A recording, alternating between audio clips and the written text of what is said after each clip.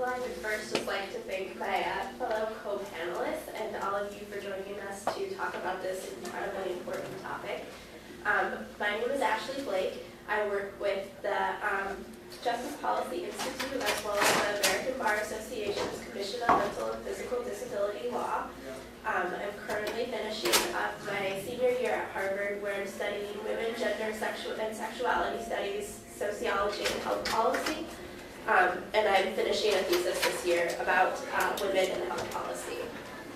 And in particular, my area of study and advocacy in the mental health field also has to deal a lot with women of color, as well as lower class women. So my speech is going to largely touch on these really important subcategories of women that are really being not served well by the system. To begin, I think it would be improper of me to begin a conversation about mental health and class and not first mention that there are 47 million uninsured Americans, and this is without any type of health insurance coverage. These people are largely from the lower classes, with class being defined by socioeconomic conditions. It is estimated that anywhere between 17 to 20 million American women are uninsured, and these women are largely from communities of color, and also they're disproportionately younger women. The fact that so many women are without any type of health insurance coverage certainly limits their ability to get treatment. Therapy and any type of mental health medication that they may need. But additionally, tangible physical health conditions that are left untreated can also exacerbate mental health problems. In a recent ethnography by Lori K. Abraham about the patchwork system of social programs designed for the poor, she follows a poor urban family, the Baines, and looks at how the government handles their health insurance coverage. One member of the family, Mrs. Jackson, received treatment so poor that she lost one of her legs. And after she lost her leg, she became depressed and withdrawn, and this led to her being diagnosed with depression. As her care continued, she also lost her other leg. And this is a beautiful ethnography called Mama Might Be Better Off Dead. It follows the struggles of urban families that are dealing with inadequate government health care. So it is likely that without this poor treatment that she received, that Mrs. Jackson would have never become depressed. And again, this just points to the fact that for many people, physical health and mental health are interlinked, and you simply cannot separate them. Furthermore, the two main government programs that provide care for the poor, Medicaid and Medicare, as well as elderly and disabled women, have limited coverage for mental health services.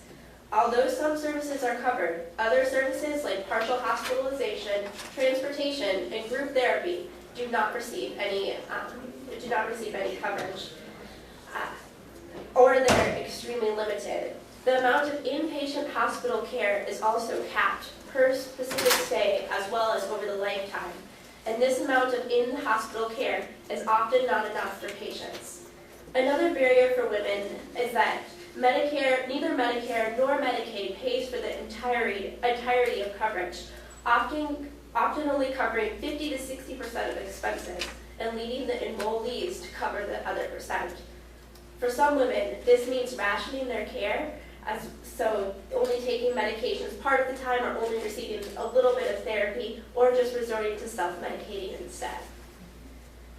For those who have insurance, for those who have no insurance, or the 17 to 20 million women that I mentioned earlier, there are often few options for quality, free mental health care.